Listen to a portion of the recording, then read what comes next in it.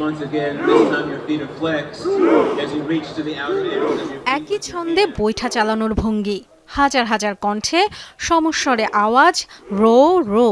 এবার বিশ্বকাপের সেরা উদযাপনের ধরন বলা হচ্ছে নরওয়ের এই ভাইকিং রোকে। মাঠে খেলোয়াড় থেকে গ্যালারিতে সমর্থকরা, উদযাপন চলছে পথে পথেও।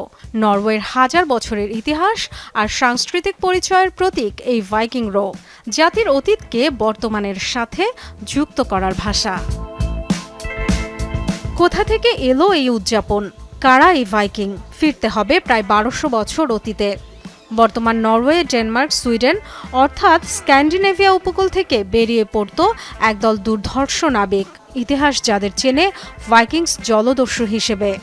ধারণা করা হয় নর্স ভাষার ভাইকিঙ্গার শব্দ থেকে এসেছে ভাইকিং শব্দটি, যার অর্থ দূর পাল্লার অভিযাত্রী।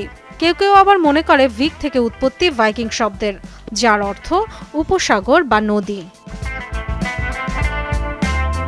সমুদ্র অভিযাত্রায় লম্বা এক ধরনের নৌকা ব্যবহার করত ভাইকিংরা।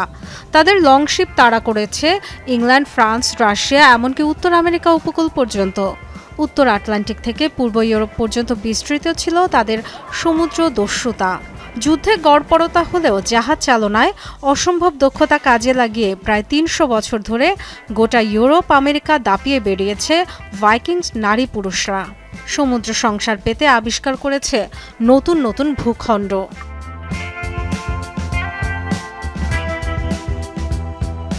বিখ্যাত ড্রামা ভাইকিংসে আগ্রাসী র্যাগনার লোথব্রকের নিষ্ঠুরতা আর লুটতরাজের কাহিনী দেখা যায়। অবশ্য তারা ছিলেন অসাধারণ জাহাজ নির্মাতা, সফল ব্যবসায়ী, যোদ্ধা, সর্বোপরি দক্ষ সমুদ্র অভিযাত্রী। এ কারণেই আধুনিক নরওয়ের জাতীয় পরিচয়ে ভাইকিং যুগের গুরুত্ব গভীর।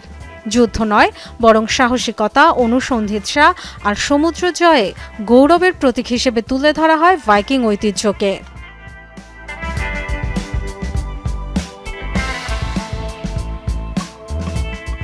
হাজার বছর আগে ভাইকিংদের যে লংশিপ উত্তর সাগর পাড়ি দিত সম্পদ আর দিগন্তের খোঁজে, সেই নৌকা আজ নেই, কিন্তু বেঁচে আছে বৈঠার ছন্দ।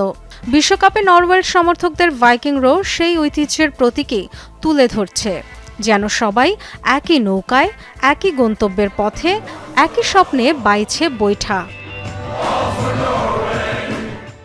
Dorothy Tasrin, Jamuna news.